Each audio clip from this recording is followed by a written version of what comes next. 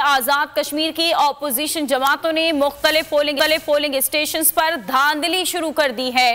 Tehreek Insaf union council tie के उम्मीदवार और हाफिज अरशद ने यह इल्जाम लगाया है कि हम इलेक्शन जीत चुके थे कि मुखालिफ ग्रुप ने वोट को आग लगा दी। इसी पर बात करने के लिए हमारे साथ मौजूद हैं हाफिज हामिद रजा, वजीर मजहबी उमूर। बहुत शुक्रिया सर आपके वक्त का।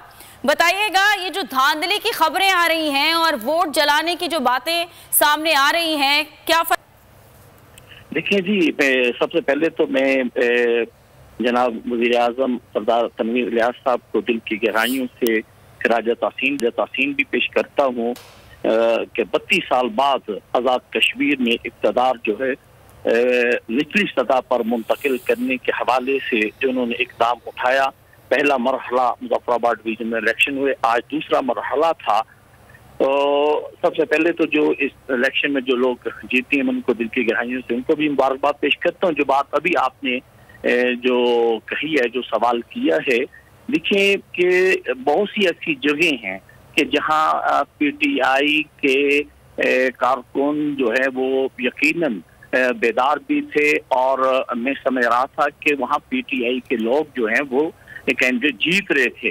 और जब उन्होंने ये देखा कि यहाँ तो PTI ये मैदान मार लेगी तो उन्होंने दंगा फसाद करने की भी कोशिश की और जैसा कि आपके इल्म में है कि बाज़ पोलिंग स्टेशन पे आग भी लगाई गई।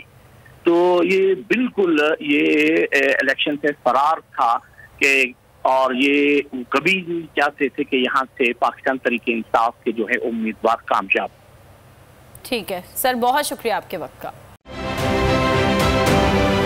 आप ये समझें, ये जो हक है ना, हक पे खड़े रहना और हक को बोलना, ये दूर से लगता है तन्हा हो गए लोग। आप खान साहब को देखें, तन्हा दिखाई देने, सारी जमातें मिलकर उनके खिलाफ हैं, लेकिन आज भी पाकिस्तान की आवाम उस हक की आवाज़ के पीछे जो है 80% से ज़्यादा आवाम उनके साथ है। सेम एग्जैक्टली इसी तरीके से बोल की कहानी है भाई, बिल्कुल अलग आपको तन्हा दिखाई देगा, हर जगह आपको खड़ा हुआ नजर आएगा, हटेगा नहीं किसी चीज़ से। और उसके साथ भी 80% आवाम अगर आज आप देखें तो उसे बोल दिख रही है।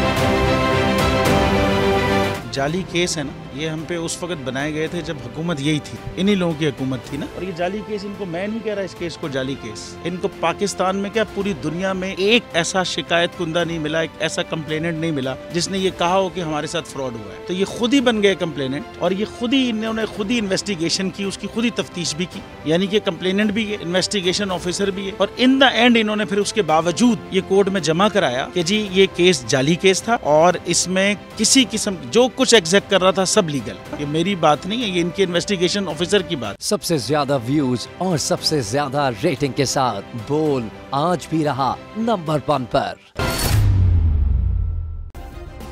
सब्सक्राइब करें और बेल दबाएं ताकि कोई खबर रह न जाए।